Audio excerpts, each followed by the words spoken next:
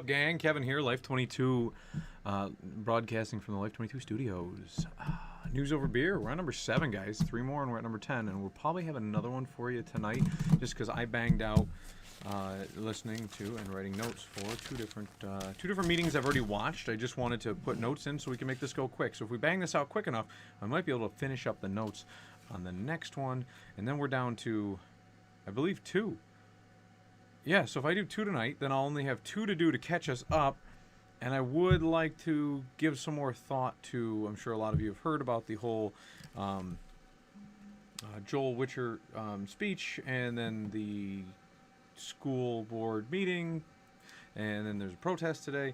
Anyways, I'm going to get into that on a different podcast. I got to get my thoughts together. I haven't even listened to his speech. I just caught tidbits and snippets and stuff like that, and then I caught one of 2 videos from YouTube, and I will have a determination on that for you as well, because I know most of you rely on me for your facts and your news, and your belief system.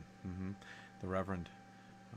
So today's sponsor, as always, the unofficial sponsor, because he doesn't pay us anything, but we go and enjoy his beer, and every so often he's got such great discounts. Ooh, would you like that? That was a little bit of magic. He's got such great discounts that it's almost as if he is sponsoring us, because he's damn near giving the beer away with such great products at such low prices. Uncle Tony, the Allegheny Beverage Redemption Center, get yourself a 12-pack of today's flavor of choice is the Genesee Specialty. Now, I know what you're thinking, Genesee beer. Ugh, Jenny Screamers. No, Genesee beer, when they do their Genesee specialties, like the Oktoberfest, they do a 12-horse. They do it's not a That's My Goat. It's I think it's just called the Goat Ale. They're all, it's like drinking craft beer at a microbrewery. Genesee, locally brewed. I believe it's Rochester, product of the United States, right on the can. That's good.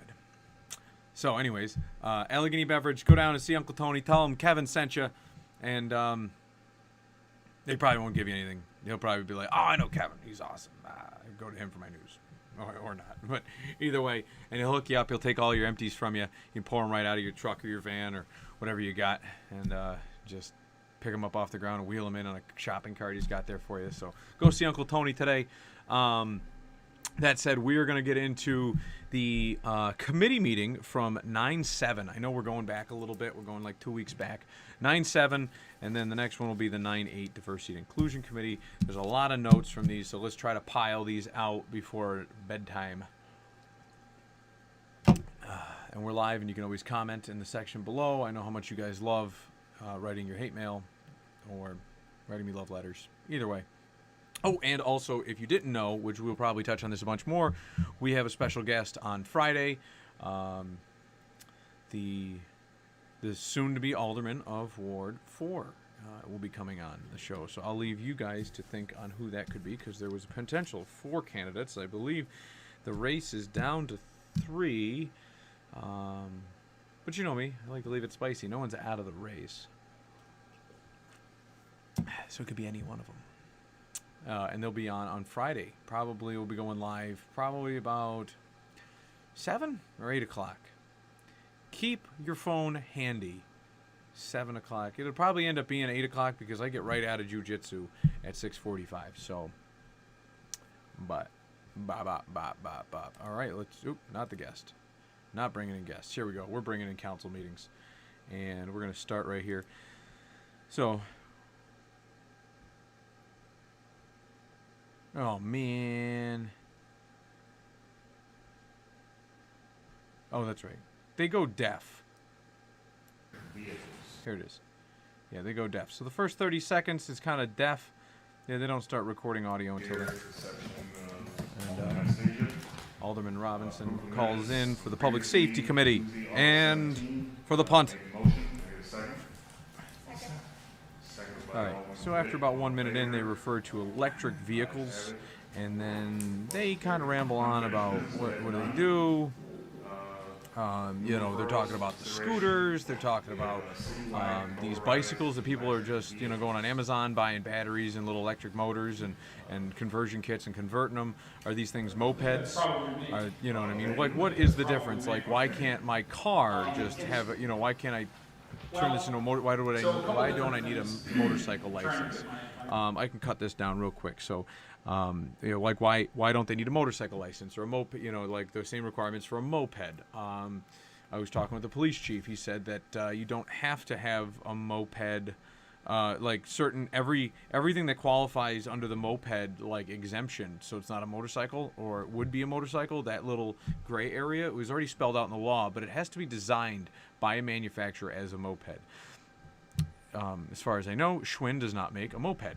So if you turned your Schwinn into an electric bike, it technically does not follow that. It should follow the motorized vehicle code, which would include motorcycles. So technically, everybody riding on a motorized bicycle or a mini bike, anything technically would have to be registered on the and we got to go to the attorneys on this, but just based on that information, like they're motorized vehicles, so they should have to be licensed and insured and registered and things like that, because you don't know. And then you got kids, underage kids riding them, and I think they're cool, so I'm not like, oh, we need to be jerk offs and take them away from people, but I think a conversation does need to be had. If you were to follow in the parameters nowadays, because you got to remember that I'm Kevin. I'm the guy that doesn't want to have any laws. I don't murder people. We should probably have a fire force, just a group of people to put your house out if it catches on fire. We probably should have police, because I don't want crackheads breaking into my house and robbing me and killing my family so they can steal all the crap in the house without anybody calling and pulling the silent alarms. I also want to be able to have proper commerce, because I'm a capitalist. So let's have roads, right? Roads into the town so that people can commute and commerce and go to their jobs and everything like that. I want roads, I want police, I want fire. Those are the only things I really want. Do you need to have insurance on your car? No, I might beat the daylights out of you if you wreck my car and you have no way of paying for it. You might have to do dishes at my house forever, or fix it yourself. Get out there. I'll give you a ball peen and fresh coat of paint. You fix everything up yourself. I'm cool with that. You stiff me, like I go to Old West laws. The Old West rules: 10 paces, turn and shoot. At least I had the satisfaction that I punished you for being a jerk off. Anyways, tangents. So anyways, they talk about electric vehicles, and then in about 6 minutes and 30 seconds in, the scroller's real dumb. 6 seconds to 30 seconds in. Thank you. I know I was one of the people that complained to John, and it was like a 12. So Alderman Crawford got complained to, and this is why I wrote the note. Like, a bunch of people complain that there's bikes everywhere, they're being left in people's houses and yards and stuff like that, and she's like, well, I was one of the ones that complained to John, because she gets complaints and she forwards them on, which I guess is also an alderman's prerogative. That was on the sidewalk on the scooter, and I asked him, we were talking, and so either he had his parents' permission and swiped their information or whatever, but I think, my question is, how do we enforce that? Will we see these small kids? They're not 18. No way. So, should our officers arrest small children for riding on electric scooters? I mean, I could go buy one for my kid at the store. Then again, the store, they don't really care. I mean, you could buy a motorcycle from Home Depot. Like, you buy you know what I mean? Like, if Home Depot or Walmart wanted to sell you a motorcycle or a moped, they could, right? Like, hell, maybe in this state they started adding the licensed dealers and whatever. Regardless, those are ancillary laws that shouldn't exist either. Or what if they're riding with their parent? These are things that I have questions on. Like, if I'm riding with my kids, my determination on this, and we got to remember, I'm no longer writing policy. Or am I? Scares the daylights out you out in there in TV land, huh?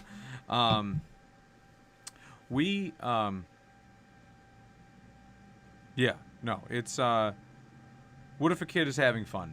And they're just having fun. They're scooting through the park. Maybe they're playing chase with a friend. They're being safe. They're wearing helmets. Or if they're with a parent, I say, hey, honey, there's 4 of these. There's 5 of these. The baby's with a sitter. Let's hop. You you, me, and the other 3 kids, and we just go scooting around, right? It's gonna be a learning curve. But what if it's like the 7th time that our family's done this little excursion across town? Well, like if a cop pulled, like, I don't know, it just seems like you're taking all the fun out of a scooter. The scooter's supposed to be fun, right? It's not like they created food stamps or a taxi service for the elderly or the disabled who can't walk, right? Like they're not something that a lot of people are utilizing as a utility. They're put there because you're supposed to have fun with them. Now, some people take them to work and then or drive around on them. Some people ride around on them drunk because technically they got to follow the motorized vehicle law, and which means that you get a DWI in those things because they got a motor on them. I have heard of people getting DWIs on bicycles, but sometimes that's hearsay. But pedal bike, not converted, and not moped. So, anyways, pulling them over or trying to find out who let them use their ID. So, just if I can jump in for a second, Alderman Witt, and that's where we're going to have some difficulties because I don't know if we necessarily can regulate the private business side of it, right? So it's Burt Scooters, it's their job to manage that program, not our police department. There's nothing on the books that says you have to be 18 to ride a scooter, right? It's their rule. It's their rule. So unless we create a rule here in this body, just like a kid can ride a bicycle, a kid can ride, if I bought Lila her own e-scooter or whatever, and she was riding around on it, she would be in compliance unless we make it a local rule that says 16 or 18 to ride these things. And these are... Right on, John. Okay, so that's part of it. And then a lot of times we kind of grasp at straws. Like, there might be a law that says that these things are technically... I mean, the law hasn't even come out yet on it. So, like, literally, it could be up to the determination of this particular officer and then of his or her department to then say, hey, listen, you guys can't be thwacking these kids for speeding tickets or driving aggravated without a license crap. Maybe it was Bill's 9th time driving hammered and you wrote him a DWI, you know what I mean? That, like, stuff like that. But they might just end up having like a station-wide memorandum saying, like, listen, if there's kids riding recklessly, pull them over, give them a warning. Like, it's pretty easy, self-explanatory stuff, but there could be a law or an interpretation of a law that could apply here.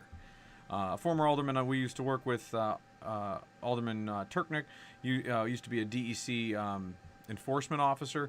So he'd be the guy that was like in the woods, and he would be like, stopping like, illegal game hunting and poaching and things like that.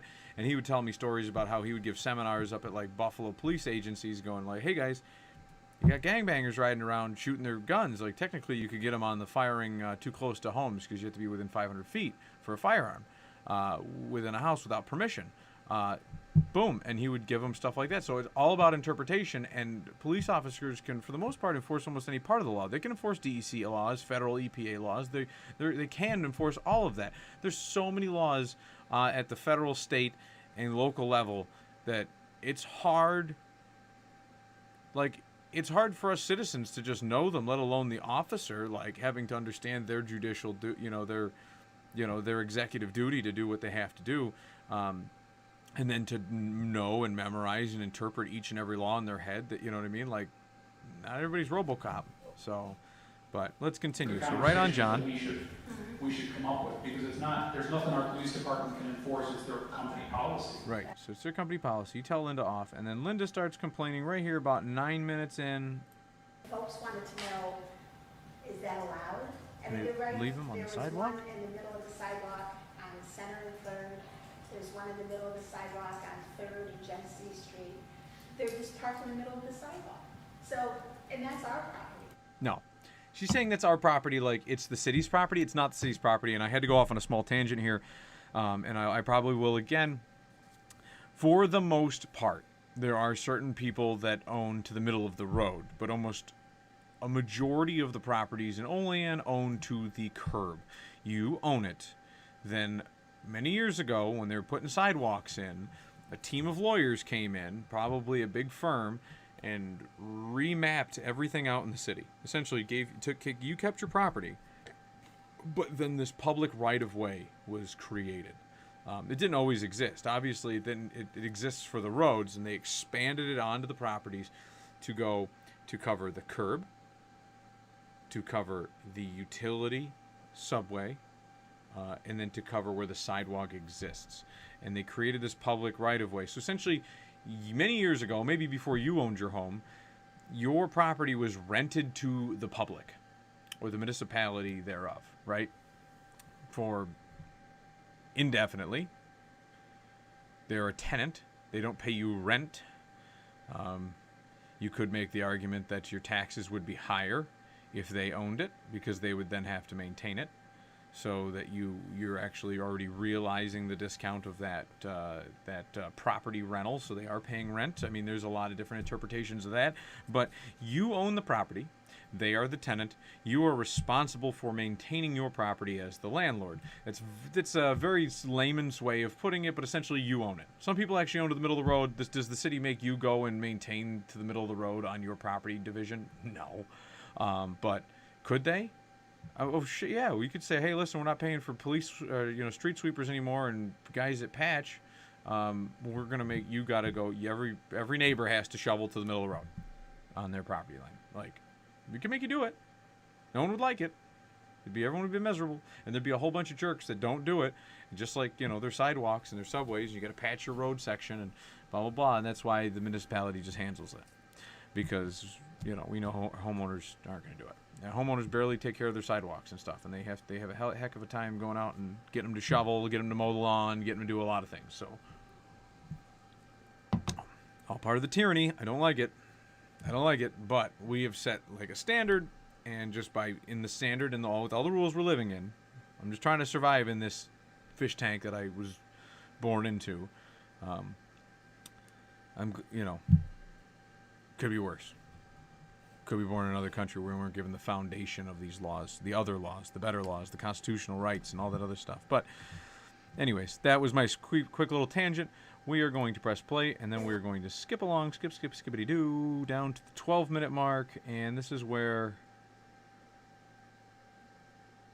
Alderman Gonzalez. Yeah, just so we're clear, though, we're not talking about banning the use of all e-scooters for people under 16, right? Because that would be...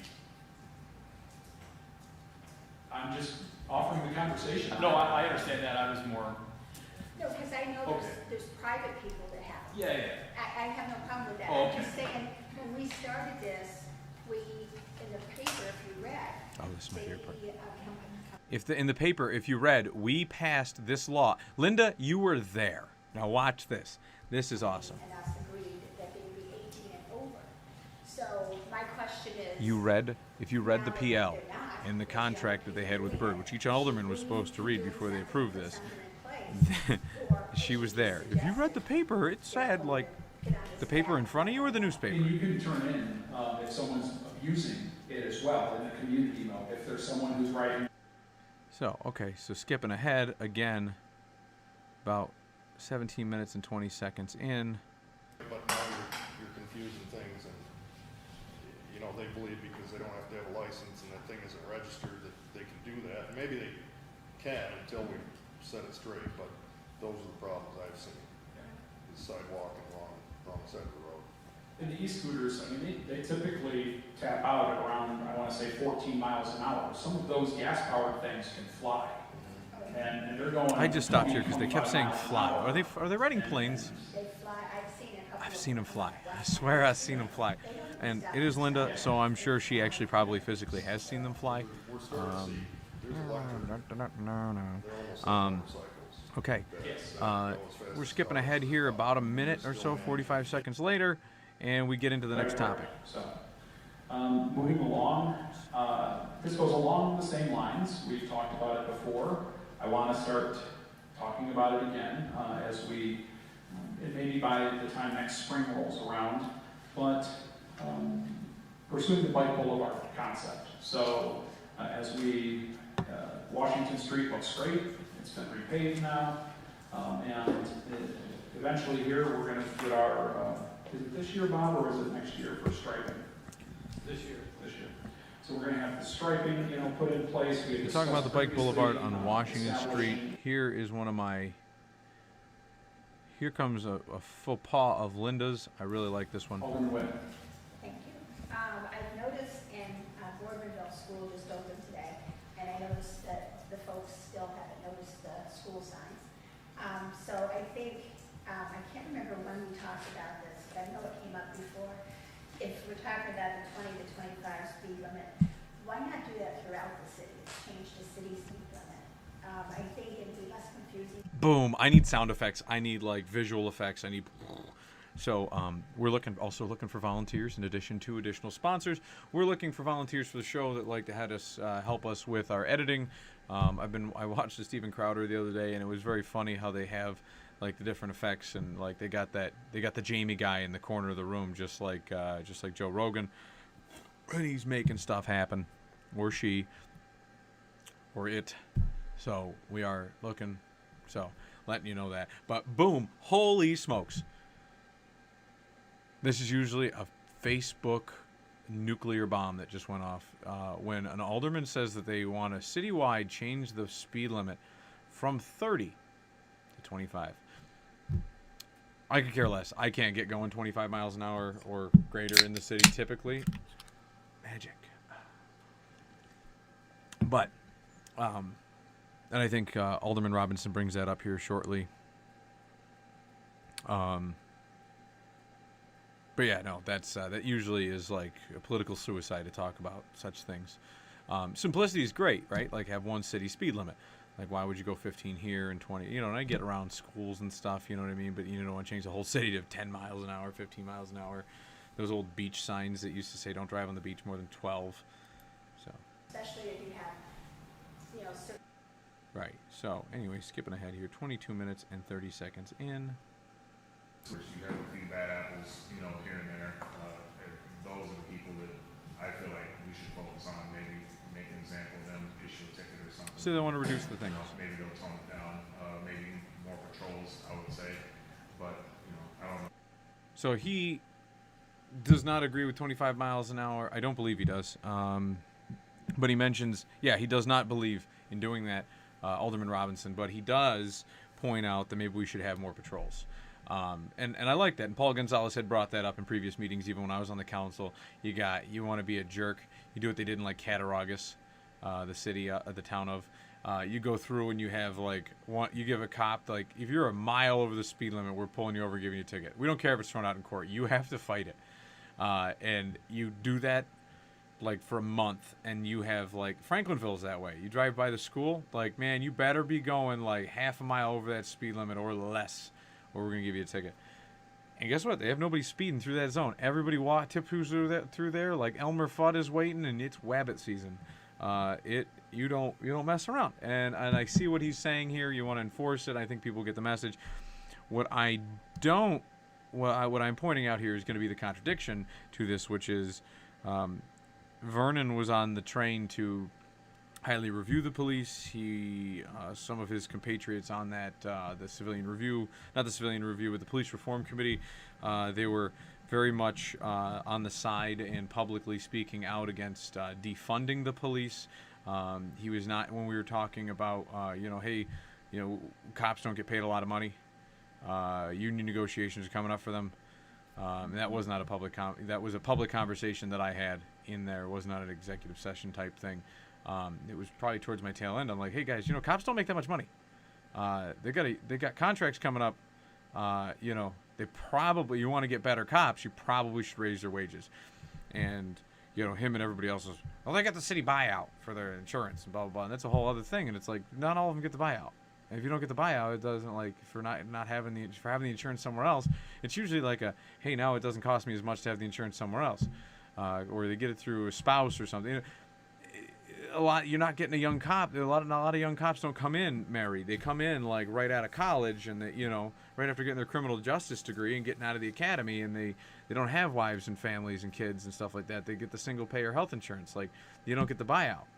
So their salary's still starting at $41,000, and he was like, well, that's fine. That's good enough. Like, okay, guy who makes like $80,000, in the city of Olean, like. I bust my butt working 80 hours a week, 40 for the city, and I still do side jobs, and I do this. This is volunteer. I do this because I'm concerned about the city and my local government and my community, and I want to still make that difference. And I feel I'm doing that with these podcasts. But anyways, I work 80 hours a week, and if I take home $55,000 in a year, I'm like a happy camper. I would prefer to trade that salary for $80,000 and get to spend time with my kids. I would even probably prefer to drop that $10,000 and spend more time with my kids, but it just doesn't work out that way. And usually I'm doing these podcasts after the kids are in bed or really tired or doing homework or whatever, so I'm not missing much with what little free time I have. I can't be disturbing them while they're sleeping. So, but anyways, you want to defund the police, but now you want more patrol. So you can't have it both ways. Here's a line, and I believe Linda probably says it, and it's the scariest line in government. We ever had that come back with results that say Paul talks about the machine the police department has at 25 minutes in. The side streets are a totally different story than these main streets. Like Main Street is a long street. Listen for it. It's coming up in about Prospect, 13 seconds. Genesee, Hamilton. The scariest line you will They all hear go in public downhill. People don't by a slow public down. official.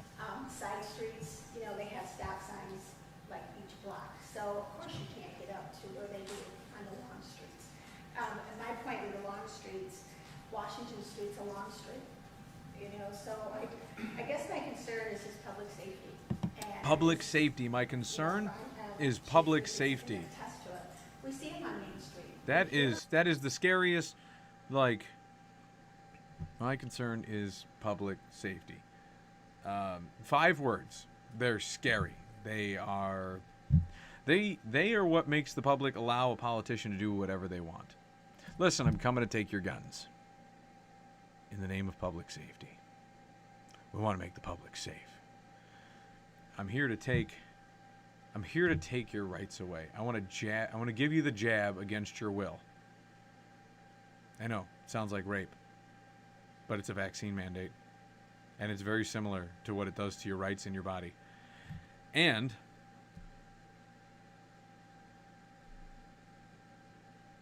it's all done in public safety. The name of public safety. The name of public safety. The name of public safety. His name was Robert Paulson. It's very Fight Club-esque, right? Okay. These. All right. So those are some scary words. I just like to point them out, especially because we haven't even hit October yet, and we're already talking about Halloween, Linda. Ooh, this is fun. This next part will be fun. So, We have a motor. public safety, and then they end their meeting. 32 minutes and 30 seconds in. All right, so just before we jump into strategic planning, I see we do have a couple visitors here, and I just wanted to reach out and this, were you looking for public comment by any means, or were you just here for one of the items on the agendas?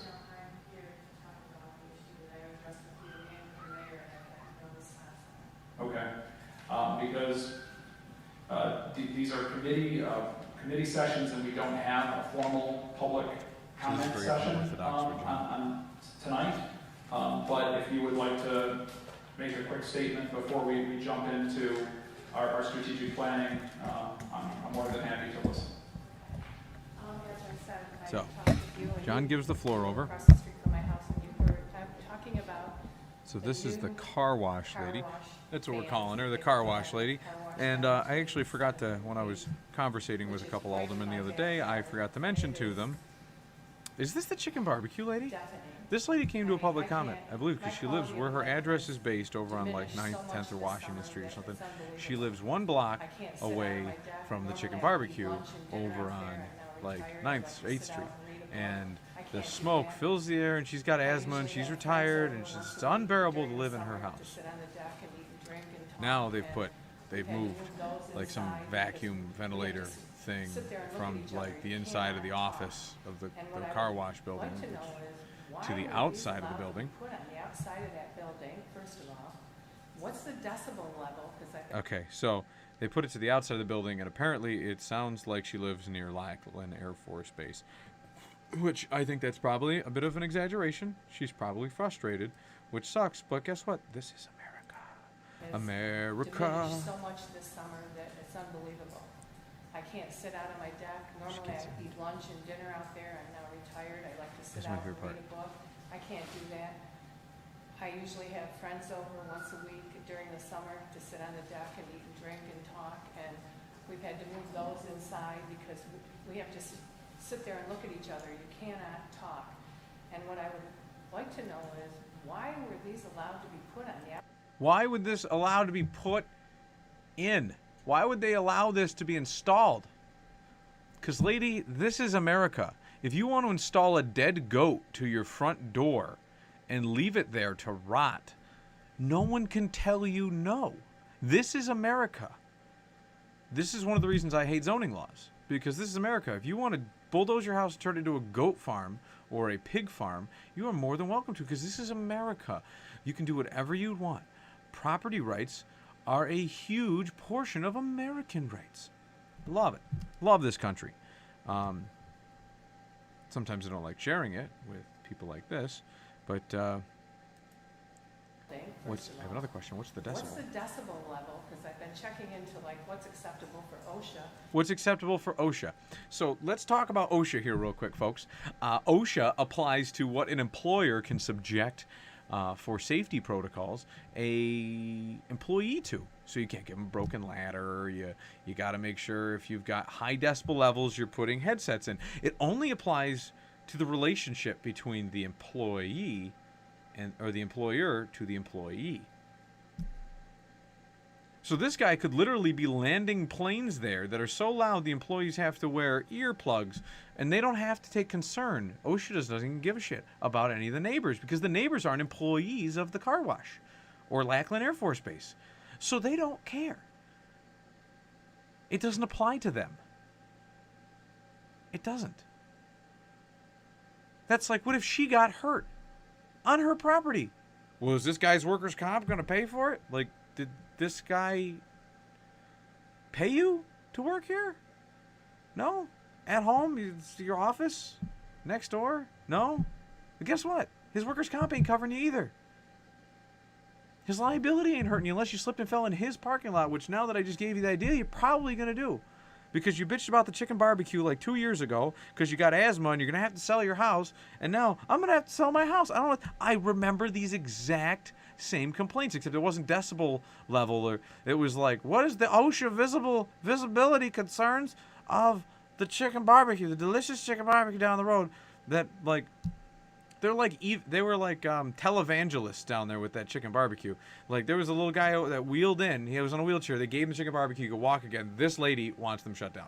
That's how good their chicken barbecue is. This lady wants to pee on their chicken barbecue. Yeah, mental image. Anyways, OSHA only applies to employees and Am I being employers. subjected? Why should I have to be subjected to this? This is terrible. Terrible. So anyways, 10 seconds. Seconds long each. And now next year, they're supposed to put a third one in. And I don't know what to do. This completely disarms her argument now. Listen, folks. I'm crazy. I'm out of my ever-loving mind. Boom. When somebody trails a list of complaints or their testimony in front of you and then says, I'm crazy, I'm out of my ever-loving mind, you essentially have disqualified your statement. Okay, this lady's crazy. Let's get you really drunk and sign your house over. Guess what? You were not of sound body and mind to be giving such a statement. So I know she was probably being facetious, but that's me being humorous. I just love the complainers. So she admits she's crazy, yada yada. Thank you, ma'am. And then she asked a bunch of questions about like scooters or something. The striping on the road for the bike boulevard. She asked about that, and then here comes Miss Spiller, and she wants to We know don't have about. a formal public comment tonight, but Okay. we're happy because you came here. So she goes on happy for to a listen. little bit and just says, "Hey, I want mulch around this playground." I asked. They came to do the one thing. I said, "You can do the swings." Well, we're only here to do the playground, and then they did all but like the baby swing, and she was like, "That's the one I'm using." Okay, ha ha ha. I know, but right now She's there's got potholes. 3 issues There's a pothole near where the murder took place on South 3rd Street, and she thinks that should get patched because the neighbors are already coping with the murder. I don't know. I think the pothole's now a landmark, so maybe they'll patch it. And Green Street is worn down. I think it's from foot traffic. They said they would get to it. Well, after about a month and a half, I saw some people in the park putting down mulch. I used to have constituents that say, listen, I pay a lot of money in taxes because I have a really nice house and I make a lot of money and I want to give a shit, but They said, oh no, we were told not to put it on the if I pay more taxes than somebody else, then I should have the road fixed in front of my house first. Understandable argument. To show the underlayment of the. And it almost holds true to why West Green Street has a shitty road position. So, yeah, so there's just bitching about potholes. This is very unorthodox of Alderman Crawford to just let people speak, and he's probably going to get more of it now once you open the door to people to come in and be like, sorry, folks, it's every other week that we do this, and so sad, too bad, so sad. Start the strategic planning committee here at Okay, so at this moment, I will call to order. social media policy and about Meeting, could I get a second, please? Second by Alderman Witt, all in favor, aye, opposed, motion carried, no one finished business. We've got new referrals for consideration, we have PL 52-21 by Alderman Witt to adopt the City of Olean employee social media policy. Alderman Witt. Thank you, Alderman Crawford. As you know, we have inclusion and diversity committee that meets every 2 weeks, and we've been working on policies amongst other things. And one of the policies that we updated was the social media policy. So what I did is Tiffany made us some copies. The one that's in red and blue shows you the original policies, and as you go through it, it will show you what we've changed and updated. And then the second set. So she gets on through here saying that this is what we have on the books and this is what we submitted submitted to lawyers for review so that we can pass new policy. And it's 6 minutes, and she proceeds this way throughout until about 6 minutes and 50 seconds. And I think Alderman Panis or Gonzalez asked her, "Is this currently on the books?" And she says, "Yes, it is." Right about 6 minutes and 50 seconds. This is the policy we have currently, the red and black. You currently have it in your hand. It was presented. This is the one that I spoke about that smelled like Vernon in a previous meeting. Like literally, like it is his. It was his typing, right? Like it smelled like his vernacular, the way he rewrote policies. When I read his rewriting of another municipality's law on the noise ordinance, like it just smelled. Everybody writes policies a certain way, and you can tell once you've seen somebody's presented policy that you knew that they had a large hand in it. Like when Linda would present policies, they were never written by Linda. They were written by like the city attorney, because you could tell like it smelled like Nick DeSerbo Jr.'s legalese. And like me and Vernon, I probably write less novice stuff because I've been on the council longer, but my stuff I would write and then I'd send it to Nick to have him adjust the legalese. But the things that pick out most are the most novice points in it, and you could smell me in my policy. So this is not in place now. They sent it to labor attorneys, and then it got marked up like Santino Carleone during the Causeway hit scene where they shoot him through the toll booths. Because they took 4 pages and knocked it down to 2 paragraphs and added 2 sentences. Like literally, like they kept 1 paragraph and added a couple extra sentences to make a second paragraph. So their policy was due to, and they completely struck it out. We have 0 policy in place, and I'm not worried about it. We call this the Kevin Doherty policy. Because people don't like when you have a dissenting opinion. They think you should shut up and go home. And I refuse to do that. And I will follow in the footsteps of great leaders before me. And I refuse to sit down, shut up, and go home. And the one that's coming to mind actually is Supreme Court Justice Clarence Thomas. He had a tougher life than me, but when people did not like his opinion, they told him to shut up and go home, and he refused to. So, I will take lead from him.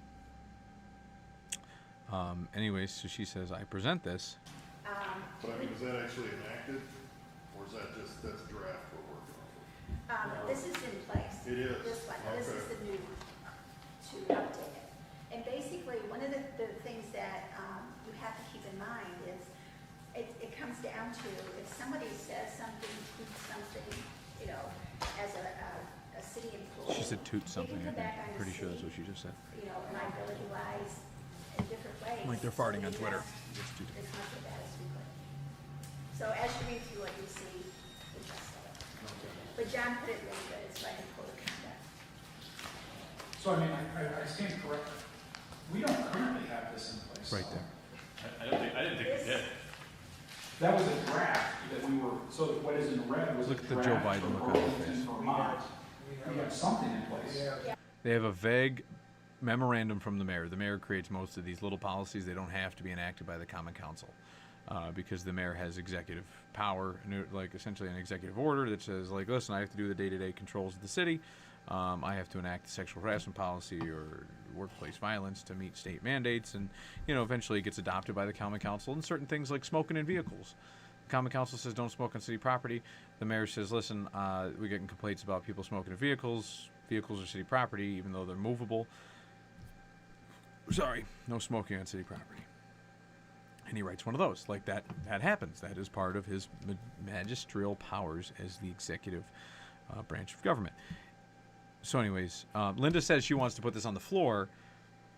She wanted to submit it to everybody to put it on the floor, which is my favorite part of all this. She goes, Very vague. and it's more of a computer use at work policy that he's talking about. But Linda says, I want to get it on the floor. That's why we went into this with two I wanted to put it on the floor. If you wanted to put this on the floor, you would have had it written as a PL Correct. Now we have. and emailed it, not just, she's like, I emailed it all out to you this morning. Technology, new So challenges, just new- review it, and we'll get back to this at a later date. For a little bit. If you wanted it, the moment it left the Diversity Inclusion Committee, if you gave a shit about this policy, you would have emailed it right to the alderman, said, review it, give me your thoughts. As soon as it comes on the public, or the, What you think, and the- then we'll wait until This, we're done. just so you know, this policy was, as soon as this, from our labor it came from the labor attorneys, right? They struck it all out. So anyways, let us know as soon as it gets on the Strategic Planning Committee. We're going to be talking about it, so have thoughts and ideas. If you gave a crap, you give it out early. You don't spring it at the last minute and say, just look it over. I just wanted to have it on the agenda so you knew to check your email to put it out. That's what she did. This is a BS PR move. She doesn't give a shit one way or another about a social media policy. Really smart, expensive people. That's where, like, me and her butt heads. Like, she's pushing the social media policy, but she's not pushing it, right? Like, she's not doing this because she hates me. Would you agree with She's that, not doing Mayor? it because she likes me. She's Okay, doing so, this since because we all know read this, people want it we done, need a and some motion people to probably postpone don't, this and also. this is how she plays the fence. It's just a political move. And then read it, so I'll make that motion. So Okay, it is they're a full postponing appeal. it. So at this time, the motion's been made by Alderman Witt to So now postpone the at adoption. 49 minutes and 45 seconds, about 30 seconds later, Passed a slew of resolutions. the DPW director is talking about the airport runway project. Then they're going to talk about parking and restriping, and then about a minute after that. So, which John Crawford loves the airport. Just holla out to my So boy. next, Loves the airport. No, we'll he stay hates with it. you for He parking wishes changes all on various planes crashed, and streets? then we could shut it down. Or is that the mayor, or is that you, Bob? Yeah, that's a follow-up to the email that I sent. So the restriping project, we've talked about. Parking and restriping. Some of it's for the boulevard. Some of it's just miscellaneous around the city. 7 or 8 And then we're doing then including about 5 minutes into that, we switch and talk about the wayfinding project, which is one of the first DRI projects we're going to get off the ground most likely. I think it's because it's one of the quickest ones. It's not like putting in roundabouts or expanding the walkable only in anywhere. So We did this a couple different times, and we received bids a couple weeks ago, split this project into 3 different drink a contracts. little water in between my delicious beers, but also sporting the leftist tears tumbler. Thank you, Daily Wire. Shout out to you boys. Electric work, we're really focusing on lighting, the Oh, yeah, and the wayfinding was not on the agenda, so they added it in there. Decorative lighting and electric work related to the public spaces.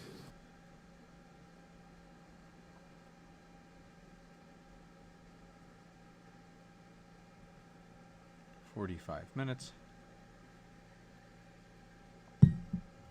Let's see here. 49 minutes and 40 seconds. So they call together the committee of the whole, and we get into the CRB, the Civilian Review Board. Not that we haven't talked about this at the beginning. Of a new referral anyways, and that is the Civilian Review Board work session.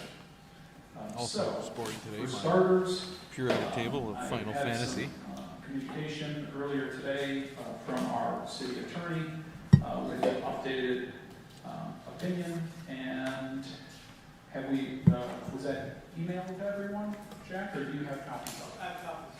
Okay, so I'm So he going to turn it passes it over out, to Jack. and so maybe at 60 he can run minutes through, in, the Jack opinion that Hart he's talks about the legal gonna age. give He us, describes this for about 5 follows. minutes. He talks about how he gave an opinion.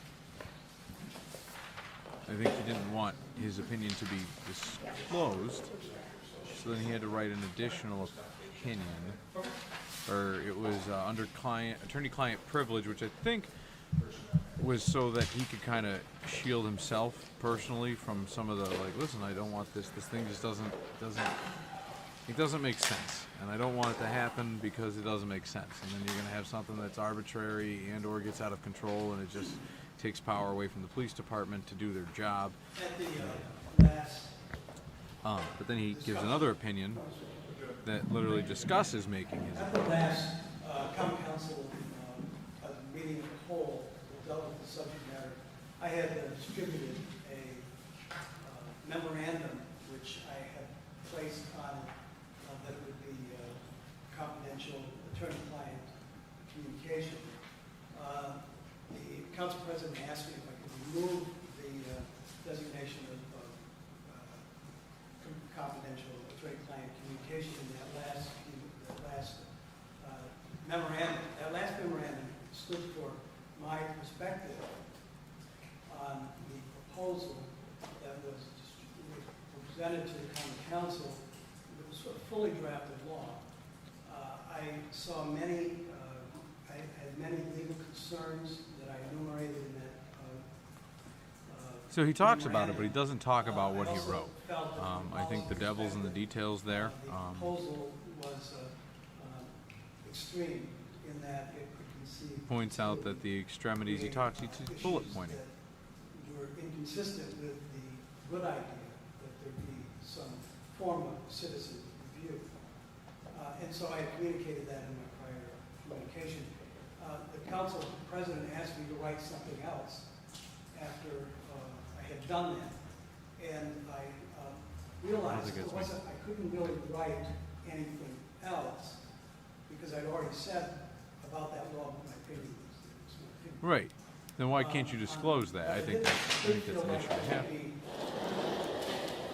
An appropriate thing to write something productive, hopefully, about this important conversation.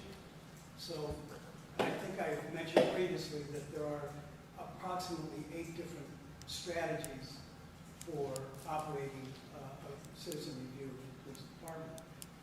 What I embraced, not as a matter of recommendation of mine, but I embraced one of them so that the common council could get an idea of how something like this might work.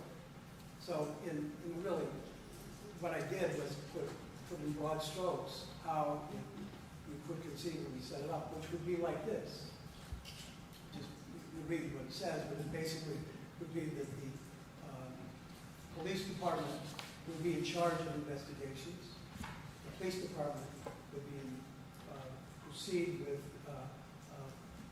rendering whatever discipline might. And so they're saying he's saying this board should have limited power. Essentially, if you listen to it and he says Vernon Robinson asked him not to write it this way, he does say that. I'm trying to think. This way. If they did do that, and when they went through that process, Oh, yeah. they could also recommend.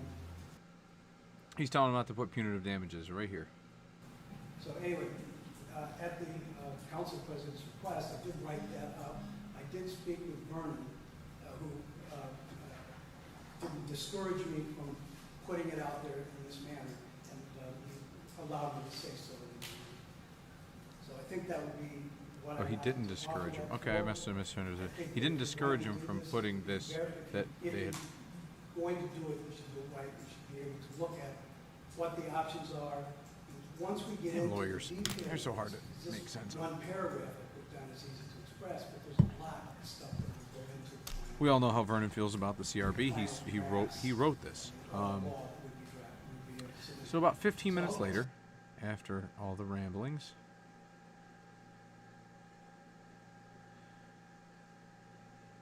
yeah, That looks like, but I'm fine continuing to work through that. Any other questions on what changes we kind of discussed last time? Is there any, and what are the thoughts on, is there any language in here for board member conduct? good point, Paul. Would they be held to the social media policy if we pass it? Are they considered a city employee? Well, would a zoning board member be held to that policy? Would a planning board member? I think that would be a council, once they can enact it, would it be for all city employees and or committees? I don't know. That's something you have to think about. So they're talking about implementing the. An idea out there that, say, this mechanism that's outlined in the memorandum goes into place, and there's an incident, and the board makes a recommendation, the chief of police, whoever that may be, goes against that recommendation, puts it in writing, the issue's dead, and then board members decide to publicly launch a smear campaign against the chief of police and turning this into a big mess because they don't disagree with his decision. I'm not sure I can answer the question, but I can contribute to it. New York State refers to this sort of entity as an administrative body that is part of the city.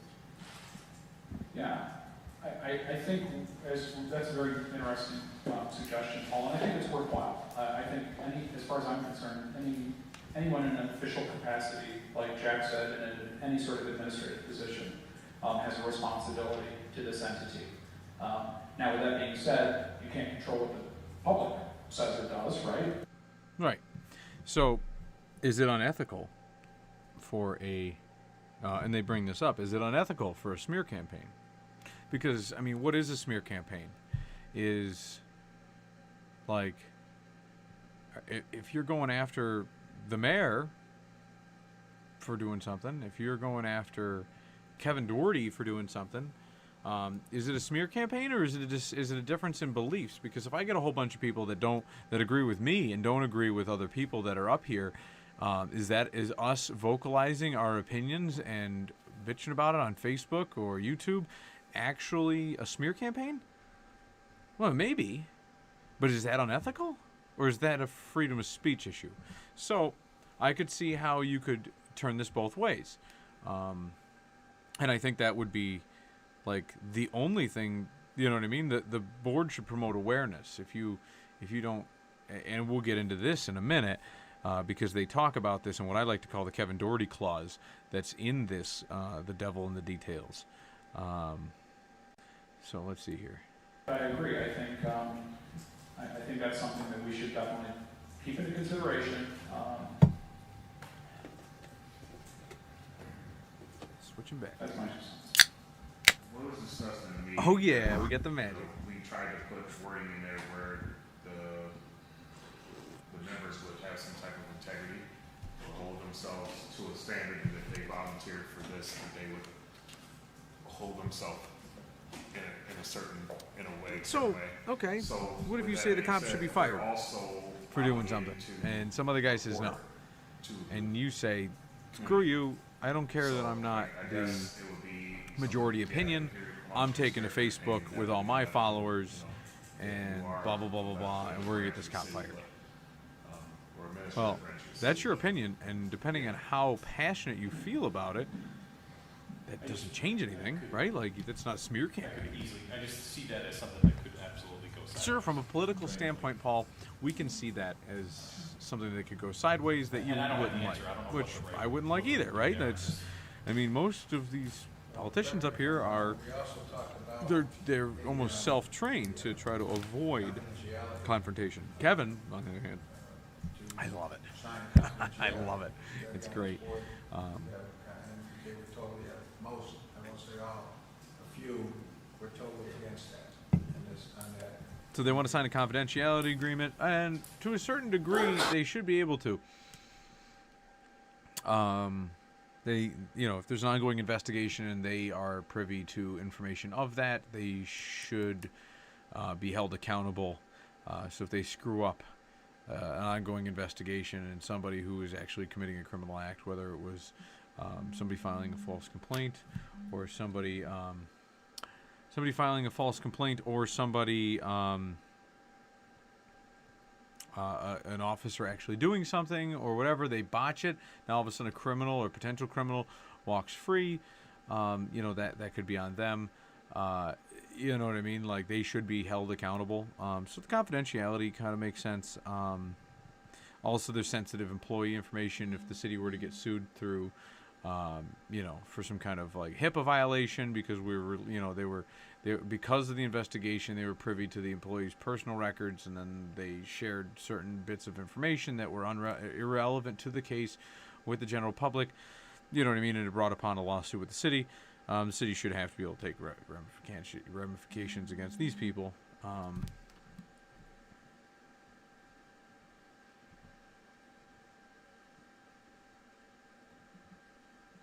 Podcast.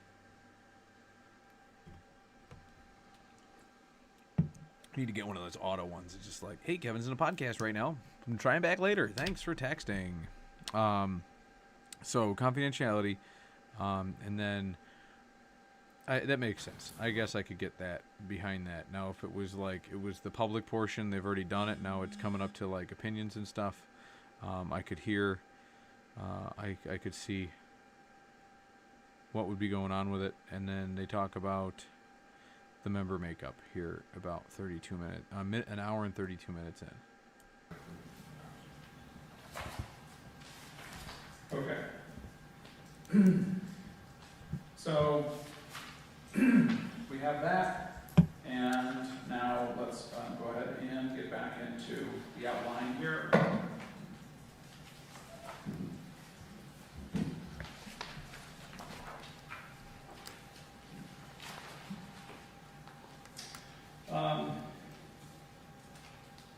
All right, so I'm looking at part 2. Collective bargaining, which was a union, here's your union rep. Union. All right, so I'm looking at part 2 on page 2, after we said that community members should be diverse, inclusive, all right, and representative of the marginalized community. In order to stand for appointment to the board, and I'm going to just refer to it as into the outline here. Stand for appointment to the board, and I'm going to just refer to it as the board. Sake of discussion here. A prospective candidate is required to have resided in the city of Olean for the preceding 2 years. Okay, I'm going to get through. Is that in that So you got to live in the city for 2 years before taking the appointment, and then they talk about. is that tied to each ward? Like if a candidate comes from Ward 1, do they have to live in Ward 1 for the last 2 years? Or is it? They discuss the time requirements here. They're going back and forth on that a little bit. Things, but whether we as a body have the ability to appoint and to appoint under the chart. So talking about the appointment selection process. Into my ward by They're still talking about it. Hold on. It was, and Vernon, please correct me if I'm wrong, think the feeling was that they wanted somebody to have, that to be in the community for a while, to Right, yeah, so they're still talking about that. Time requirements up until about, I've got notes here until about an hour and 47 minutes. So they talk about the time requirements for quite a bit of time.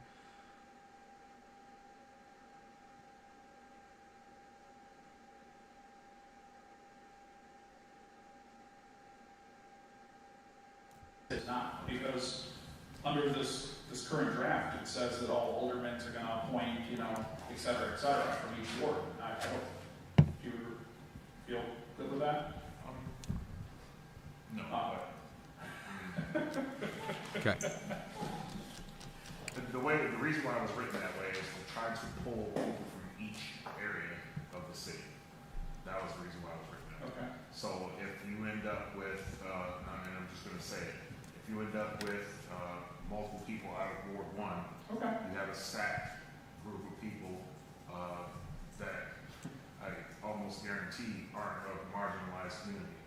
So that's just the way I look at it. Oh. Here Okay. it comes. Then I'm fine if the mayor appoints, someone from every ward. Is that? Here it But comes. this doesn't call for, this is, the mayor gets 2, and then there's 2 from every ward, right? So there'd be 2 at large already. We need to simplify that. Well, I think it sounds like mayor appoints and I think we need to shrink this. Sorry, Jason, go ahead. it would be written in here that we Make recommendations to the mayor, because this would be a mayoral committee. So you make recommendations to the mayor. If each alderman made a recommendation, I even hate helping this thing just by giving this advice, because it's like this thing is like, it really doesn't. I think this thing is literally just, it's placating to a piss poor narrative.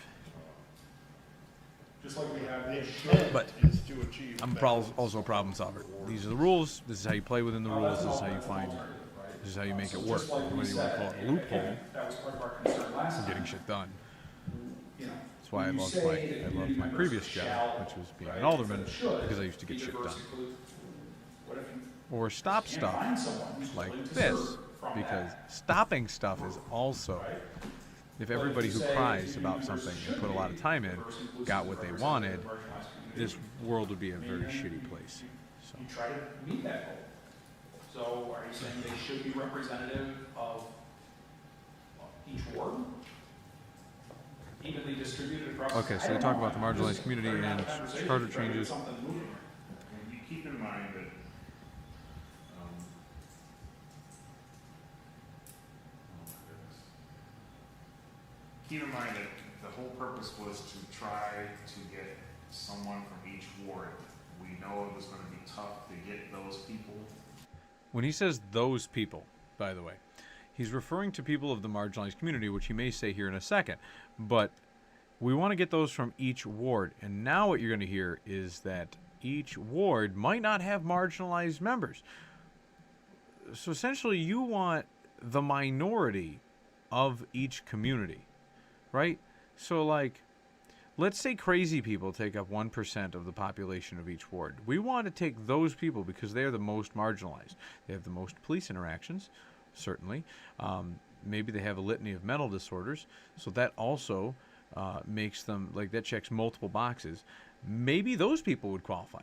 And then we'd have a board full of, what is it, Dream Team? The movie with Michael Keaton and, oh God, why am I drawing it? Peter Boyle. That was an amazingly funny movie. I would watch every one of the civilian review board if we had the Dream Team on it. I can't wait. But anyways, so here's where the racist narrative continues. This is just for the initial, and I think it says that somewhere in the beginning, this is for the initial setup. It's essentially, they don't want people from Ward 1 because Ward 1 are rich. And Yes.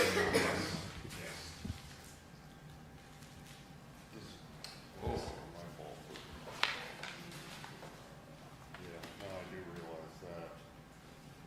They must talk, what page does it talk about how it'll be handled afterwards? This is like trying to teach a very crummy video or board game Like, what page was it that it said that I can only move to L9, but I've got to get a double jump for, like... I disagree with that. Oh, that says right here, if someone dies or resigns or whatever, then that's their right. replacement is selected by the board, the other board members. That makes them autonomous, boys and girls. That means that they have autonomy. They are autonomous to the board that is elected that appointed them. Essentially, I believe there is no... essentially, they're writing this so that, like, it's following the memorandum of, like, the charter in that the mayor has to appoint, which is what they're going to tweak. But they also want this board to not be removed. So...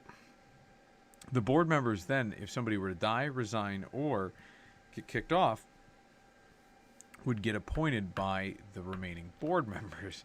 So essentially, this board can essentially remove and select its own, and they talk about that here. I disagree with that. I do too. I don't like that at all. That's right. They smell what's cooking in the oven, Vernon, and they don't like it. They don't like it. No.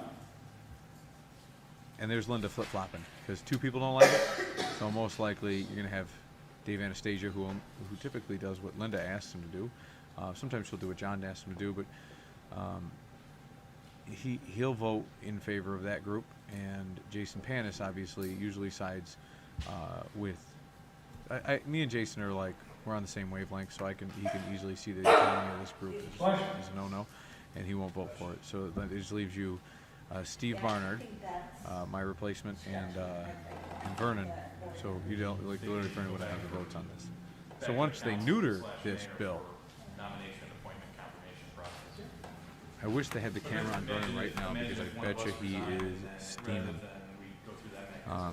But they're going to neuter this thing. You have all these little devils in the details, and the council will rip it open.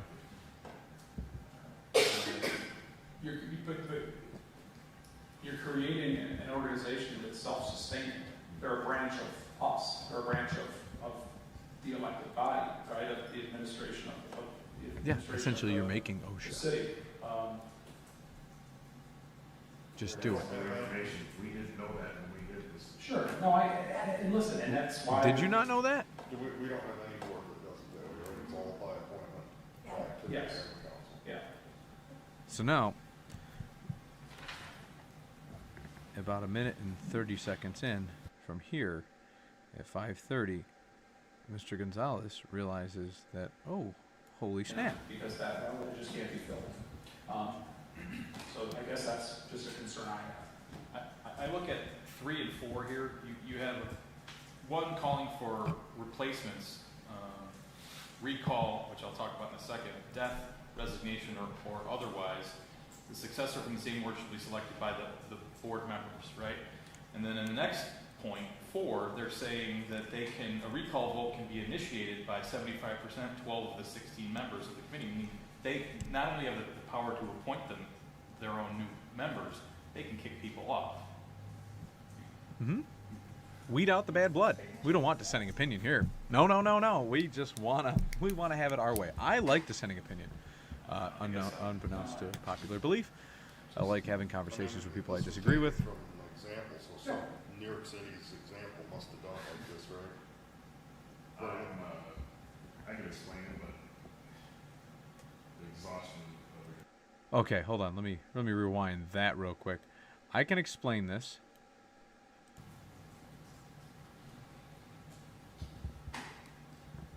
Oh. New York City's example must have done like this, right? I can explain this. It, but the exhaustion of it re-explaining stuff is starting to basically. So, you like that little tidbit? The exhaustion of having to re-explain stuff is getting to me. This is what happens when the state steps in. The state should have not stepped in and had a police reform committee because they just wanted suggestions sent to the state. They didn't care if you followed them, blah, blah, blah. And they expected you to critique them as an elected body. So everybody that was on that committee that moved forward to this committee with the legislation should have expected to re-explain it. That's what happens when things go into committee. Well, so now it's going from their committee to the committee of the whole, and then it'll be discussed at length. And sometimes with the city council, something is discussed in a committee, like a parking committee, and then moved to like public safety, and then discussed at length, and then it's moved to the committee of the whole, discussed slightly for any additional changes, and then it moves to the common council for a vote. And usually by that time, it's either one-sided or another, or it is neutered to death. And people, it just like, and then so the frustration. I'm sorry, new guy. The frustration's there. It's gonna be there. But here's where we call it the Kevin Clause. Trying to recall here, this basically I was a remember. way of the checks and balances from within. So if they had, like you had mentioned, if you have someone that would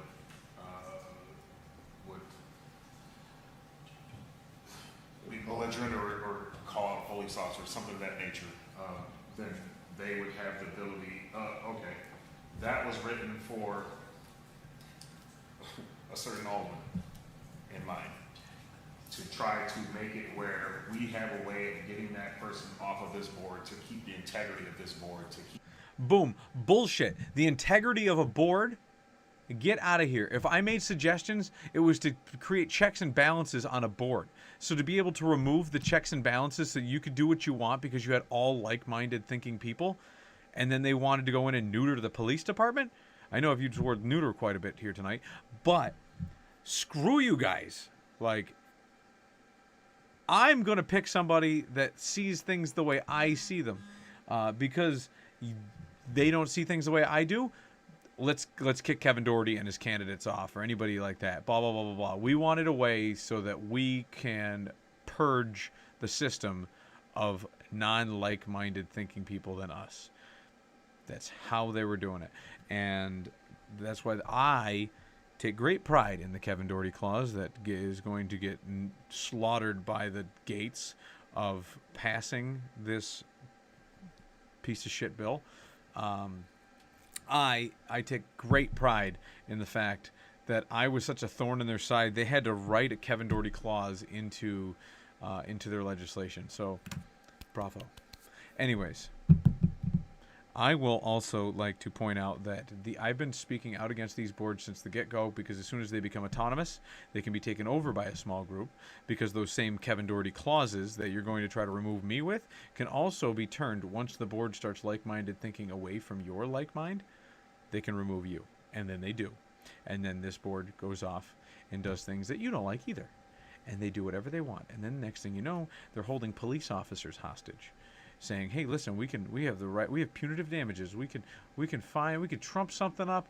We can make all it takes is a cup of coffee with one of these cops, and you say, hey, listen, our board, I control this board. This board could trump something up against you, and you could lose your job unless you do what we ask you to do. Blah blah blah. More power so than the police chief, or the mayor, or the common council.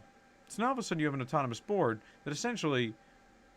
Well, I think an Animal Farm described it best, where they take the puppies away from the mother, and retrain them, and send them back after the mother and the other animals. And that's what happens here. We're all trying to live as human beings, and you've created an entity which essentially can take those dog teeth and bite anything it wants with them. And it's giving itself the tools to do it. It would be a cancer. And that's just my 2 cents. We've got to finish up on these. So now, Right direction. keep rolling in the right direction. What is the right direction? It's clearly not right. Might be left. That's a double-edged sword. You may go the other way too, right? That could be someone who's trying to,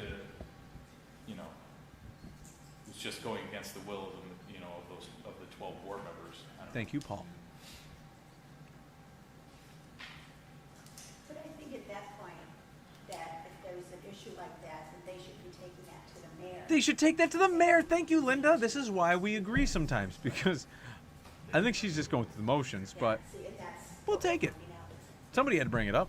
Let's go to the mayor. The mayor will appoint a committee. Let's take it to the mayor. Let's not take the power away from the mayor. Strong mayor, charter you got there. So, we talk about this nonsense for a little bit longer. At the hour and 58-minute mark, which thank God we haven't hit.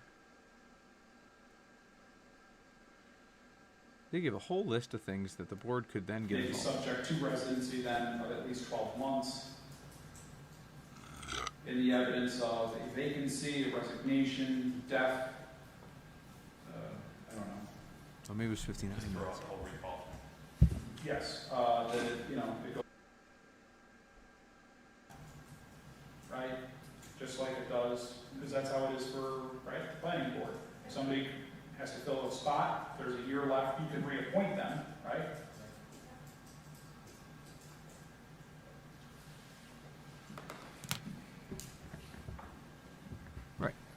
Right. Other questions?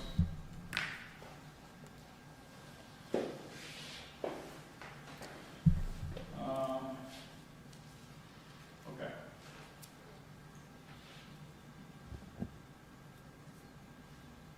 Is everybody good to keep going? Okay. So, okay. Do we want to put a time limit on this tonight? I'm just going to throw it out there. Yeah, they're We almost wanna 2 go minutes, till- 2 hours. I think they end this at like 2.5 Yeah, hours.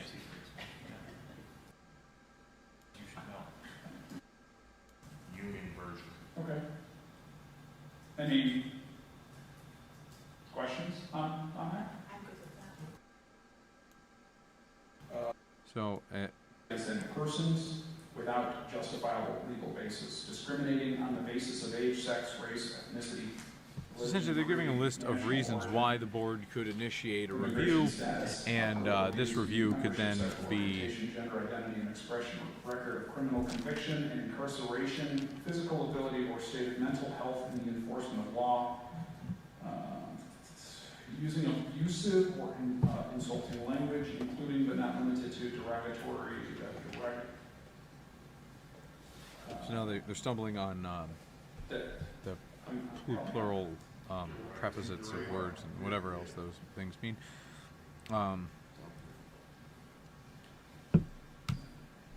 So anyways, they're talking about all these things are in place, and I believe the police chief comes to set.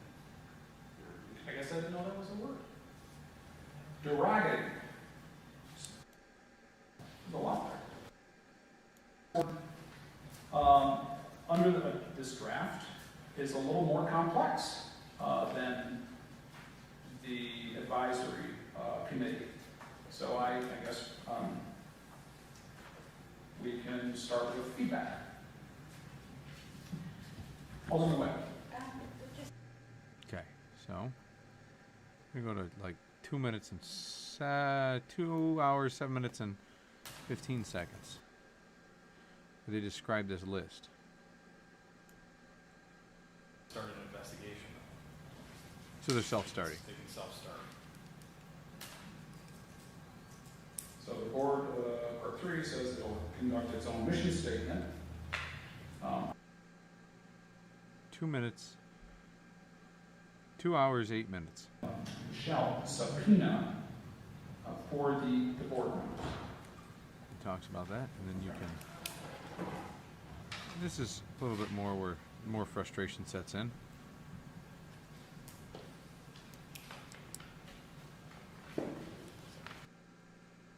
"45 seconds. You know, is there a policy procedure handbook that relates to what I guess police officers are not supposed to do? Right here. A lot of the stuff that you just covered is all criminal, so that wouldn't go to the board, that would go to the district attorney's. That was yes. It wouldn't go. That's Would not go to the. It would not go to this board. It would have to go to the not public defender, the district attorney's office. That right there is very humorous to me. It's already a felony. Thank you, Chief. So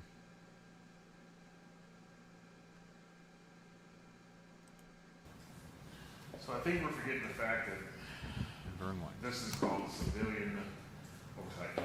So even though everything is already in policy for the police department, or even though it's already law that was send it to the district attorney, if the civilians don't have the ability to oversight without using the same exact procedures and outliners, then this whole thing is for naught.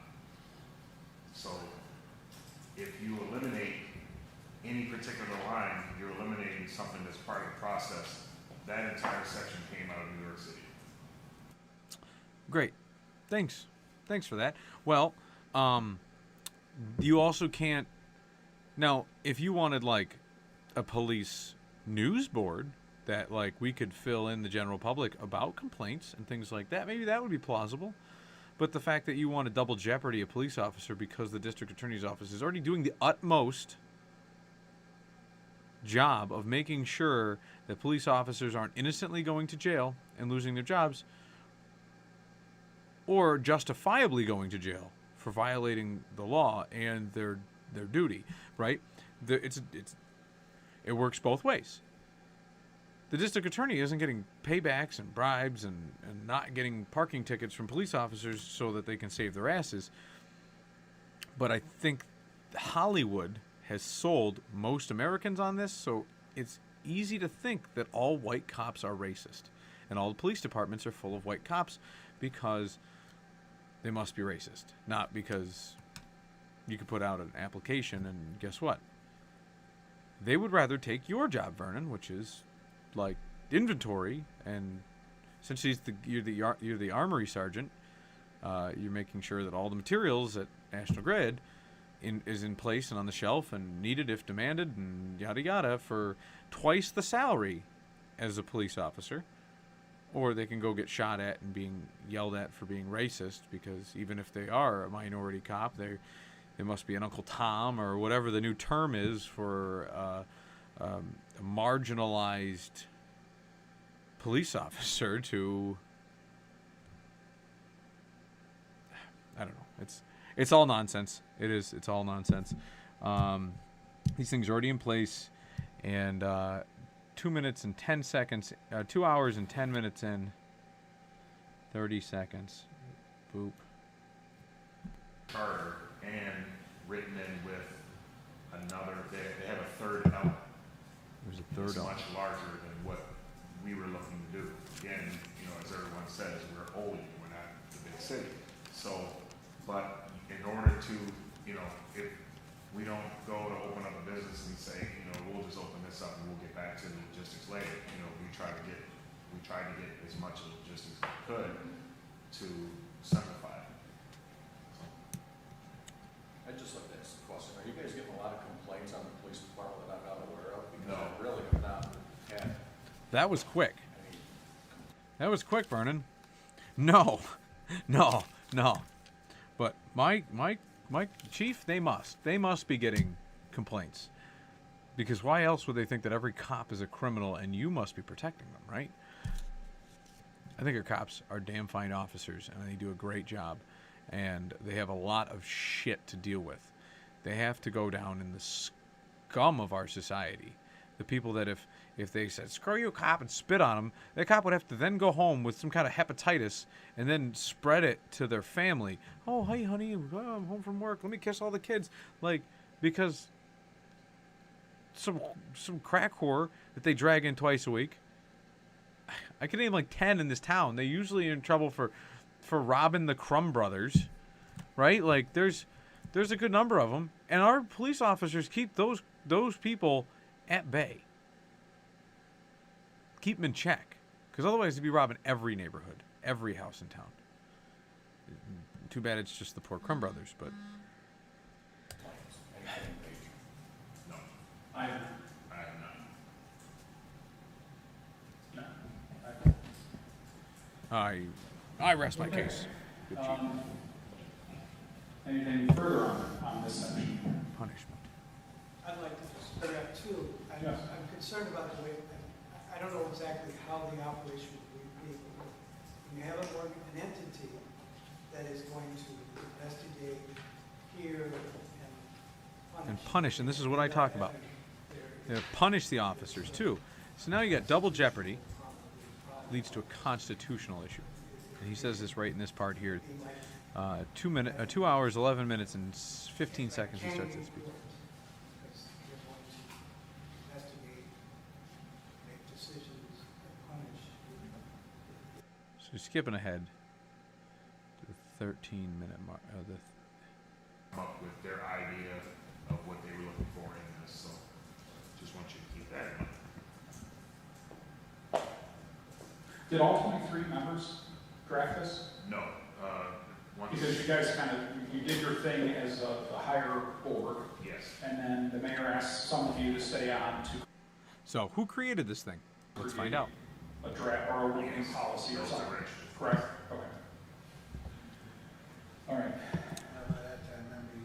By that time, many members have already resigned.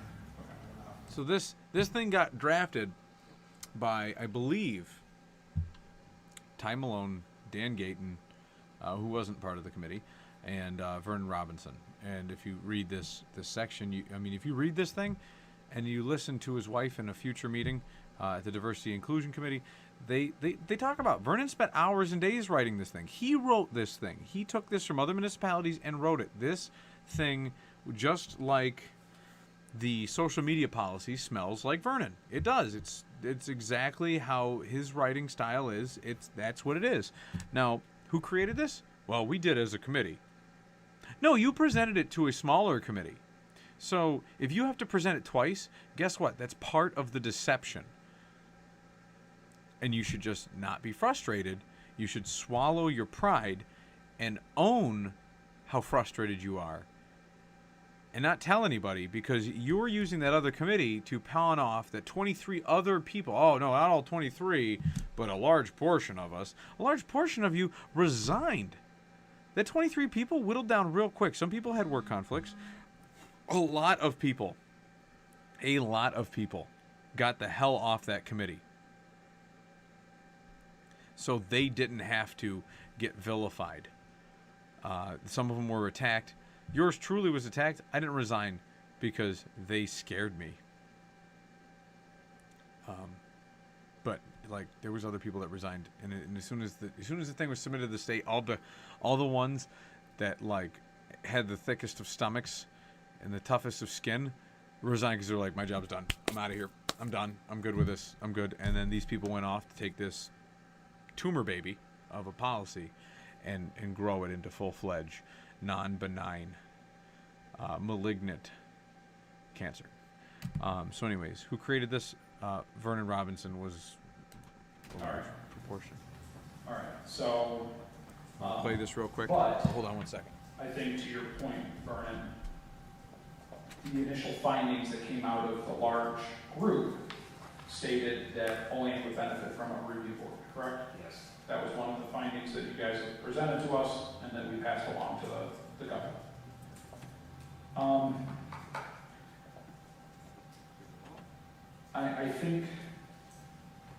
I think this is a loaded section for us to dig into. And I don't know if we put a stop here on tonight, if we have the fortitude to be able to get through this in well, the time constraints we were looking to put forward this and to do this justice.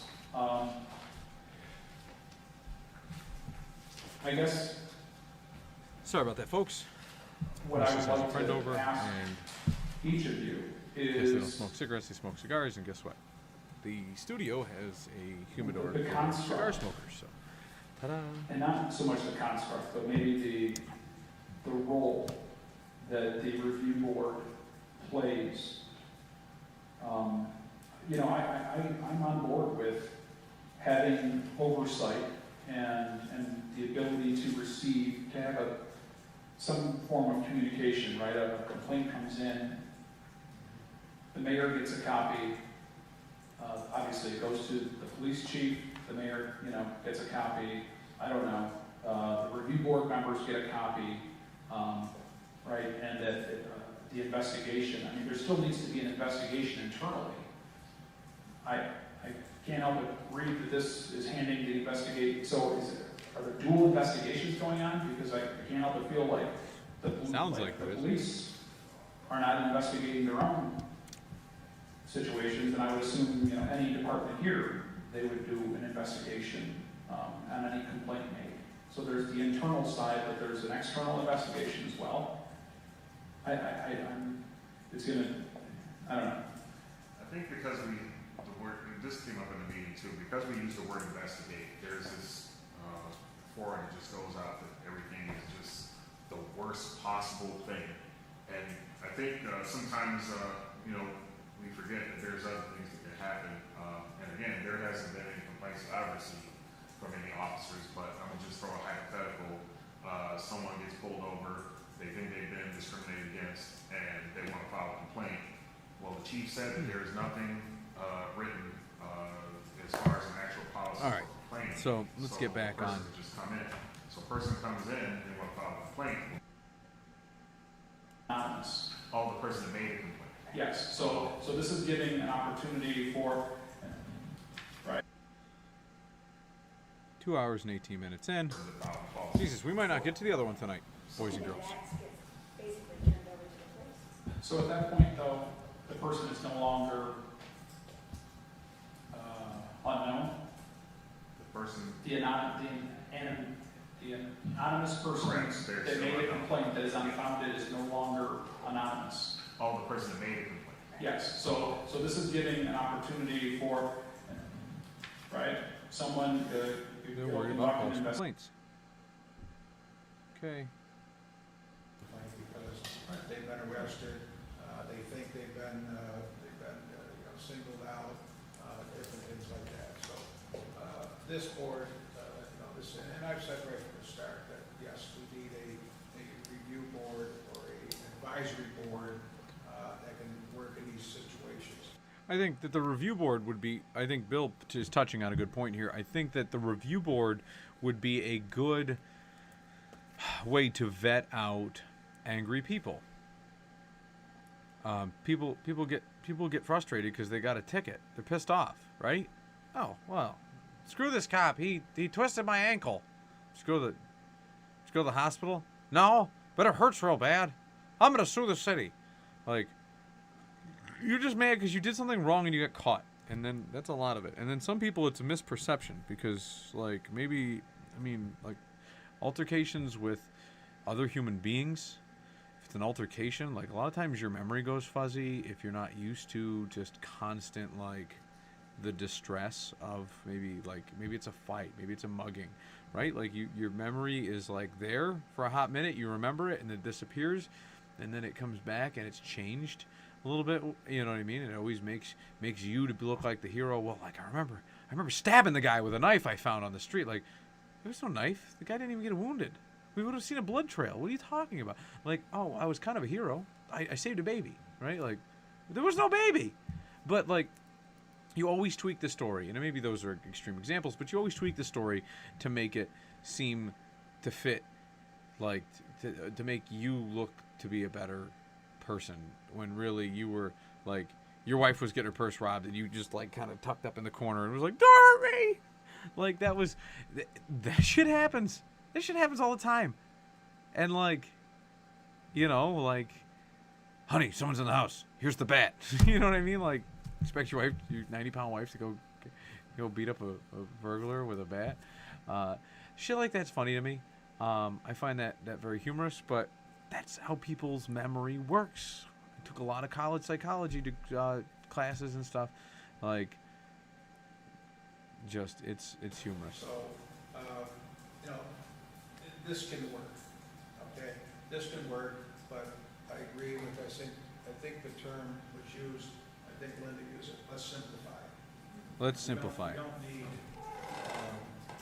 know, as far as we don't need 16 people with alternates. The mayor's talking about some good points here. We can put together a committee that's gonna review things, and, you know, with the body cams, that's. The body camera footage is taking it. He gives an example of an executive. We also need a committee that understands confidentiality, okay? And I'll give you an example. If there is let's take if somebody violates the sexual harassment policy, you know, the victim, and especially if there is something, let's take the drastic, there's something that did actually happen. We have to, you know, the victim has rights too. So that has to be kept confidential. So this committee should not be out there. The mayor brings up some good points here, and then he goes into, at about 3 minutes or so from here, this meeting ends in executive session, and I'm not gonna I'm going to let you folks go for the evening. I might. It's an hour long. I mean, they skip. I'm trying to think. Sometimes they just ramble at these meetings. I don't have a lot of skips in this one. I tried to power through this one, and it just had too much to talk about, and there was too much for Kevin to rant about, and we're about an hour and a half into this one. I hope the other one doesn't go an hour and a half. I'd like to get to bed before 10 o'clock. Let me go do some stuff, and I will think about if I want to do another podcast. I love it, though. I love talking about this stuff, but at the same time, like, holy smokes, I'm tired. Been up since 4 a.m. Folks are pushing me to 9. Should be in bed already. All right. Don't forget to go down to see Uncle Tony down at the Allegheny Beverage across from Bonaventure, and don't forget to like, subscribe the YouTube channel. We know you need we need you, and you need us, because otherwise you would not get like-minded thinking or your panties in a bunch. So don't forget to like and subscribe. And then secondly, I know that you guys love this stuff. Lastly, I should say, so don't forget to just tune in on Friday for Scherzies, because we've got a special guest. And we might do one of these like Friday before the kids go in to get out of school. Oh, that'll be fun. Okay. But Friday between 7 and 8, we've got a special guest for you, and then we'll go. But also our coffee shop sadly had shut down, and it converted to literally craft sales.